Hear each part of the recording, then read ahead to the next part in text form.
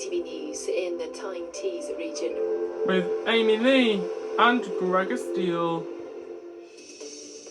Hello there, good evening. Thank you very much for joining us. On tonight's programme, driving up costs. The Chancellor pledges to put a stop to inflated prices at the petrol pumps. Energy worries. Hartlepool's nuclear power plants put into special measures over safety issues.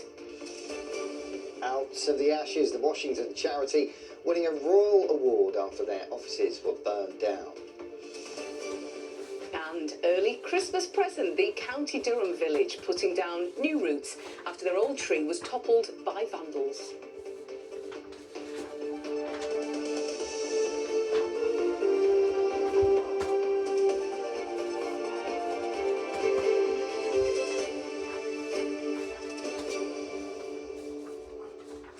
Tonight, and the price of fuel and petrol is pretty hard to get away from at the moment, with the soaring costs creeping into our everyday lives. But some suppliers have been accused of profiteering from America and Israel's war with Iran, inflating prices and leaving us to foot the bill. And the Chancellor has today set out how she's going to stop so-called price gouging, but will it go far enough? Here's Rachel Bullock. A war 4,000 miles away, yet its impact is felt here. This fuel station in Gateshead has run out of petrol, and its owner is refusing to buy in fresh diesel because of the price he's being quoted. Diesel's our main selling point. The price we were being quoted, we would be selling out £2.10 a litre. That's 35 pence a litre more than anybody else globally, which would make me look like I was profiteering. Well, that far away from being competitive. We've stepped back and just went, price gouging, happened further up the chain. I don't believe it's petrol stations. I know what we make, and certainly not me. Mr Bruce says the government must act. They could maybe look at other things, the VAT, food relief till it's over, maybe. Really needs looking at. So what is the Chancellor going to do? Well, she didn't lay out much clear action today, but she did commit to cracking down on profiteering. We are going further to make sure that the Competition and Markets Authority have the powers that they need that were denied to them by the previous government to detect and to crack down on price gouging, and considering time-limited, targeted powers for the CMA and other regulators. The RAC's fuel price tracker shows that since the war began, petrol has increased by almost 16 pence per litre, diesel by more than 31 pence. Now the average price of petrol is £1.48, diesel £1.74, and both are expected to continue to rise. We haven't bought any fuel since then, have we? Everybody's making money out of it. They put it up straight away. As soon as I heard it went up. Well, it's like everything else, isn't it? Everything's going to go up. Yeah, I tend to fill it up though, only once a week. That lasts me for the week. Yeah, but it's costing more and more. Yeah, everything is. And I work for the NHS, and your money's just, you get it in one hand and out the other. Campaigners say that the Chancellor's measures are just a short-term fix. They say the long-term solution is green energy. Only that, they say, will give the UK energy security, meaning we'd no longer be at the mercy of oil suppliers or conflicts that are thousands of miles away. Almost all of our buildings and almost all of our vehicles are still powered by fossil fuels. So every little thing that can be done to get us off of the international fossil fuels is going to be helpful, and you could see a lot more people benefiting from lower bills, and we'd also have stronger energy security too. Households left bearing the brunt, and still no end in sight to this conflict. Rachel Bullock, ITV News. Well, we can get more on this from our political correspondent Tom Sheldrick. And Tom, the Chancellor set out some action to tackle profiteering today, but otherwise she's mainly basically asking us to be patient. Yes, Amy, I think that reflects the uncertainty, particularly over how long the war in the Middle East will last. The main action the government here have announced so far is last week's announcement of support for poorer households who rely on heating oil. For most people on mains, gas and electricity, prices are actually capped at a slightly lower level until the end of June, but they've been forecast to rise by more than £300 a year after that. Today, the Chancellor made it pretty clear that we won't all be getting hundreds of pounds of help from the government like we did when Russia invaded Ukraine in 2022. She suggested any support which isn't yet confirmed would be for poorer households only. Contingency planning is taking place for every eventuality so that we can keep costs down for everyone and provide support for those who need it most, acting within our ironclad fiscal rules to keep inflation and interest rates as low as possible. Well, the universal support with energy bills a couple of years ago is estimated to have cost the public finances around £40 billion. So we haven't seen widespread calls for that to be repeated here. What we have seen is a big debate about oil and gas from the North Sea. The Conservatives and Reform UK say more should be extracted, claiming it would help to reduce prices. The Labour government say it's sold on international markets, so that wouldn't help to bring down bills. While the Liberal Democrats and the Green Party are making the argument that this crisis shows why we need to get off fossil fuels. Okay, Tom at Westminster this evening, thank you very much. Well, we're going to stay with energy now, and Hartlepool's nuclear power plant has been put in special regulatory measures after safety improvements were identified following an inspection. The plant is still said to be operating safely. We can join Chris Conway for more. And Chris, with the increased pressure to make our own energy, given developments in the Middle East, this will be watched with interest. Absolutely, Greg. Yes, the news today that the plant here in Hartlepool is effectively in special measures comes following an inspection last year. The Office for Nuclear Regulation visited the site and identified areas where safety improvements were required. Now, we should say at this point the plant is safe and will continue to operate as normal. Nothing to worry about in that respect. As you'll see from our pictures from when we last filmed inside the plant, it is a complex operation that has been generating electricity here in Hartlepool for the past 43 years. Now, the special measures announced today instead relate to health and safety and performance. Now, following the ONR's inspection, on an improvement plan was agreed last year with EDF, who operate the site here in Hartlepool.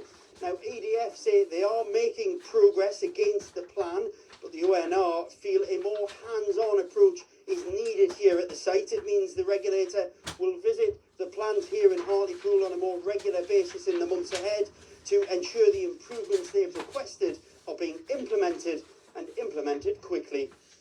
Chris, from power plants under some scrutiny this evening, thank you. To some more of the days of the news now. The American defence and aerospace company Lockheed Martin is considering investing more than £100 million in the North East, bringing up to 500 high-skilled jobs. The plans include the possible creation of an £85 million satellite manufacturing site at Sedgefield's Net Park Science Centre in County Durham. A further £15 million would be invested in the North East Space Skills and Technology Centre at Northumbria University. Next tonight to the pilot scheme in Sunderland that could save time, money, but also help people struggling with chronic kidney disease. Yes, it can be a debilitating condition, and it's hoped online health coaching could open the door to vital exercise and, of course, better outcomes. Here's Amy Sutton. Life not too long ago for Karen Denholm was much more difficult. She has stage 5 chronic kidney disease. But since enrolling on the pilot scheme for an NHS online health coach, she believes better days are ahead. I lost the use of my legs and it left a terrible weakness round my hips and sort of my thighs. So I told this to the coach and she said, well, let's up it a bit and do some standing ones, and I love it.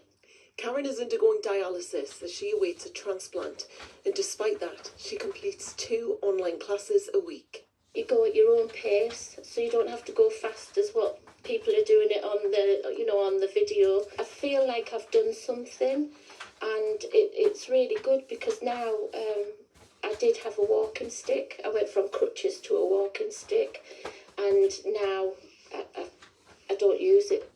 The 12-week Kidney Beam Digital Rehab programme has involved 30 patients referred by Sunderland Royal Hospital. It's the first time kidney patients in the region have been offered specialist virtual health coaching like this. Think of a tailored exercise and wellbeing programme right at your fingertips, designed to encourage movement and mobility. From stretching to seated sessions, there's something for everyone. Ashleen Barrett is a specialist kidney dietitian in Sunderland. She says the impact is noticeable. I suppose some of the feedback is definitely about how it's just helped in terms of mobility, to get them kind of moving more, as a lot of kidney patients feel like kind of left alone to their own devices and don't really know what's safe and what's not. I suppose from my side of things as a dietitian, you know, being able to have our patients cooking, you know, being able to stand to be able to prepare meals, those kind of things are, you know, really beneficial, and it just improves the whole picture holistically for the patient as well. If this trial is rolled out nationally, it's believed it could eventually save the NHS hundreds of millions of pounds over the coming years, as this digital service is said to be 88% cheaper than similar face-to-face treatment. The cost to the NHS as it's rolled out now is minimal in comparison to some of the other care provisions for people living with kidney disease.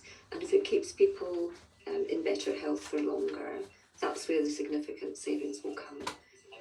While the journey is one step at a time, Karen is already thinking about what's around the corner. That is my goal, to get that transplant, and I would like to be able to go and walk on hills, beaches, do everything like I used to, and socialise again. Well, seeing as spring is here, this has already put an extra spring in her step. Amy Sutton, ITV News. Now to the charity who've finished off a difficult few months with a very prestigious award. Yeah, you might remember Niemann-Pick UK, who support people with rare and life-limiting genetic conditions, had their offices in Washington destroyed in a fire in September. Today, they formally received the award that they've been nominated for before the fire. Tom Barton was there for us. A huge honour for a small but crucial charity. The King's Award for Voluntary Service awarded in Sunderland this afternoon to Niemann-Pick UK.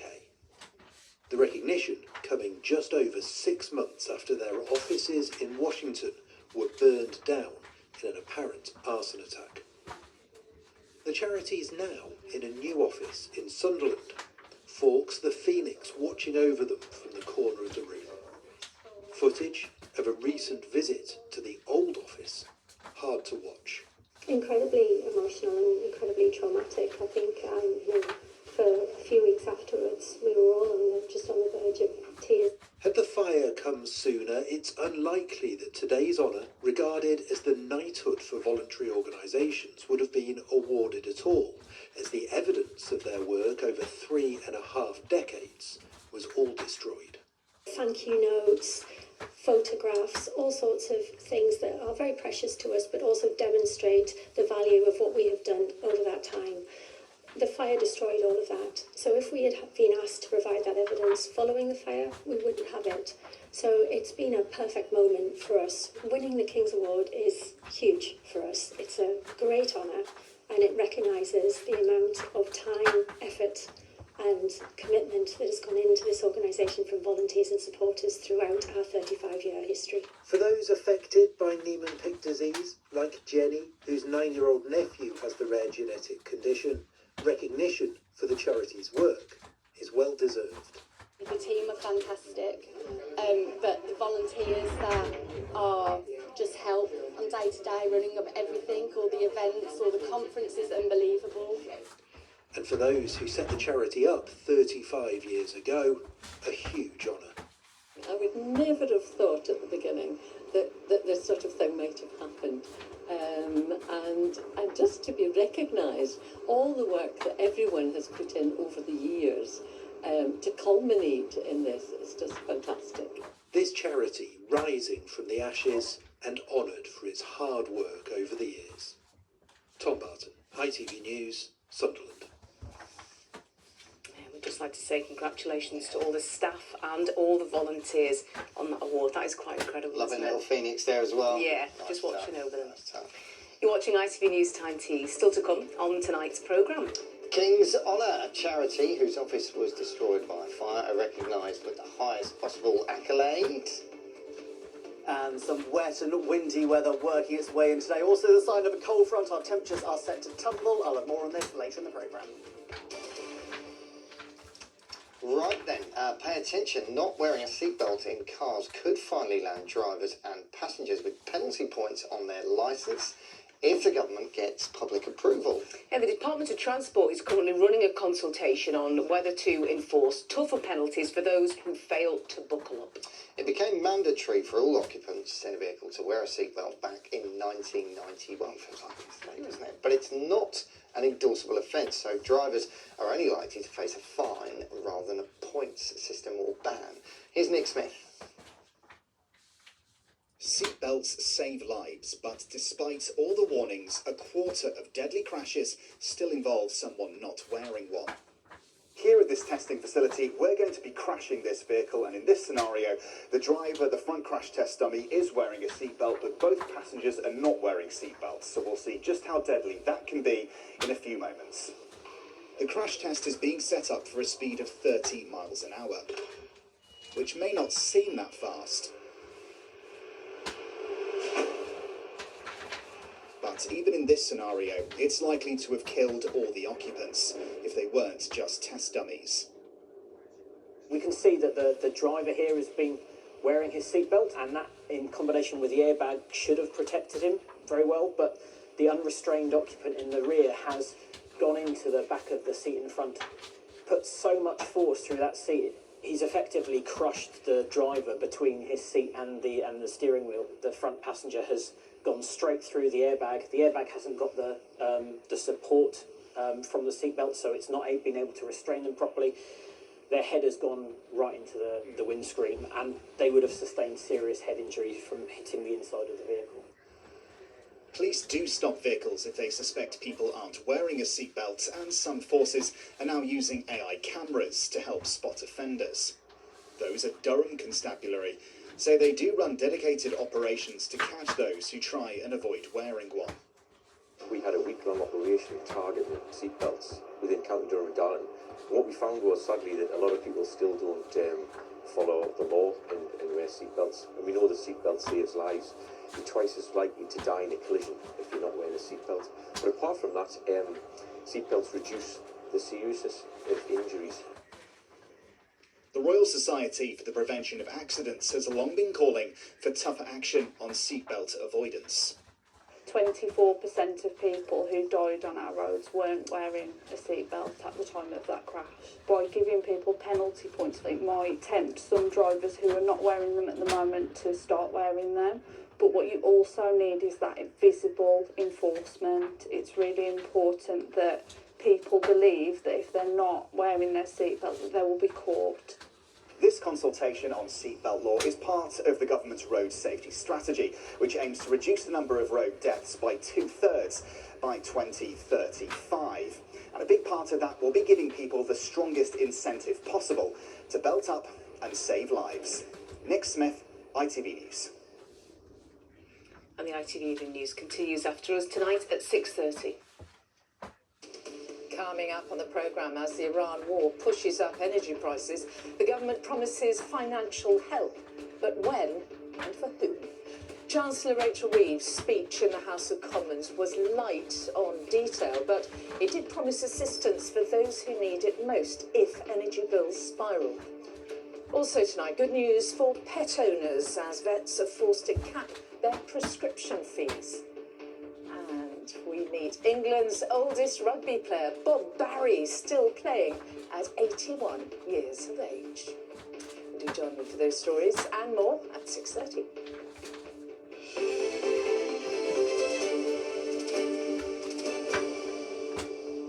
Now then, I like these. I do like these. Recently, we've been showcasing places in our region vying for the prize of being crowned the first UK town of culture in 2020. Yeah, last night we were in North Shields, but tonight's town in the spotlight is Blythe. Julia Bartham has more.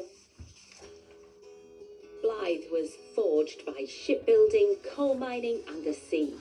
Memories of that heritage are celebrated everywhere in this Northumberland town. This is the Zulu Drifter. It's the first boat to be built here in Blythe for 138 years. The charity Blythe Tall Ship keeps alive the skills and industrial culture this town was built on. What makes Blythe really unique is its ability to merge the future and the past, using innovation to really kind of put us on the map, but not really forgetting where we came from. The Tall Ships race brought thousands to Blythe to celebrate the past, and this year a festival of energy brought equal passion for Blythe's future, leading the way in clean energy. The Town of Culture bid celebrates Blythe's transformation. We've already proven through the recent festivals and the recent events programme that we can be a tourist destination because we have so much going on, really kind of unique activities and programmes. And I think it would mean so much for organisations and charities such as ourselves at Blythe Tall Ship to benefit from the promotion of being within the Town of Culture. It would really open up, I think, a lot of doors for Blythe. Those learning new skills at this craft group agree Blythe is ready to be in the spotlight. I don't think a lot of people know all the cultural things and all the fun things that happen in Blythe. There is so much going on that people don't know about, and when you say Blythe, they go, you know. But I just think it would be a really good thing. This class is one of many at Headway Arts Centre, known across Europe for its inclusive arts programme. What we have is a lot of what might be termed grassroots culture going on in Blythe. We've got so many groups, so many creative groups that meet. I think Blythe's a particularly unique town. It has its own identity and it has its own culture as well. Theatre, music venues, cinemas, galleries, art and heritage groups and so much more all thrive in Blythe, backing the bid to be Town of Culture. It's not something that we'd be bringing into Blythe. We don't need to bring things into Blythe. We've got amazing things happening. That would be brilliant to grow and share. Town of Culture aims to recognise the significant contributions towns make to the national story. Blythe is the UK's leading town for renewable energy and it's ready to share its heritage and culture. Julia Barthram, ITV News, Blythe. Told you they're nice. Another contender. Beautiful stuff.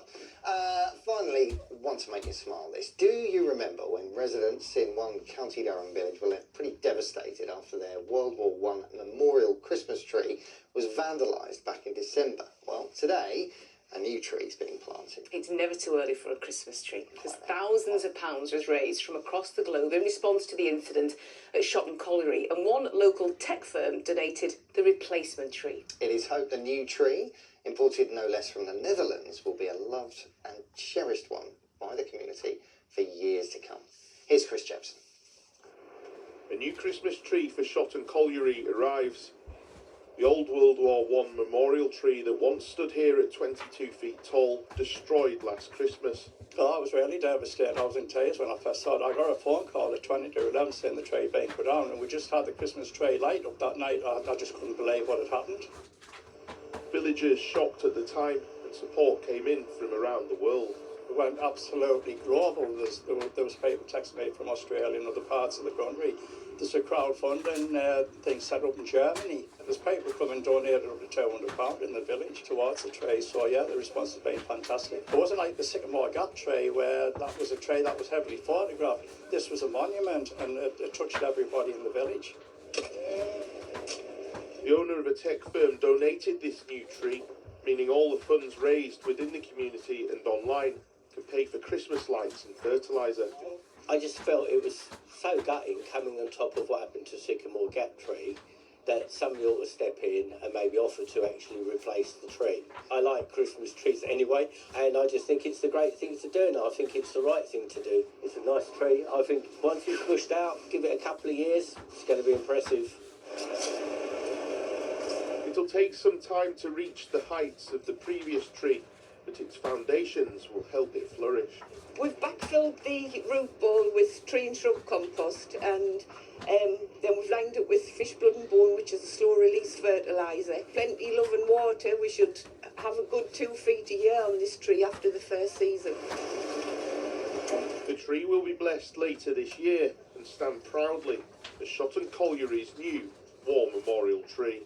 Chris Jepson, ITV News, County Durham.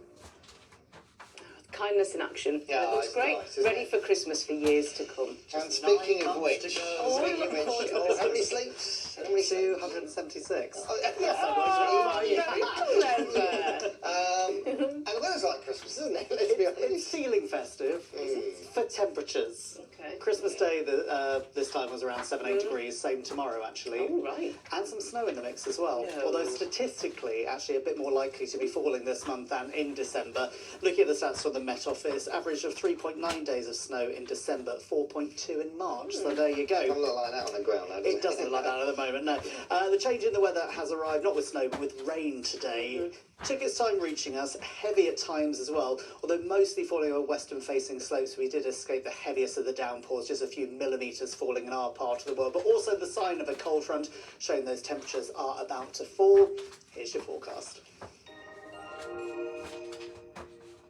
Visibility is clear today, both above and below the water. TUI sponsors ITV Tyne weather.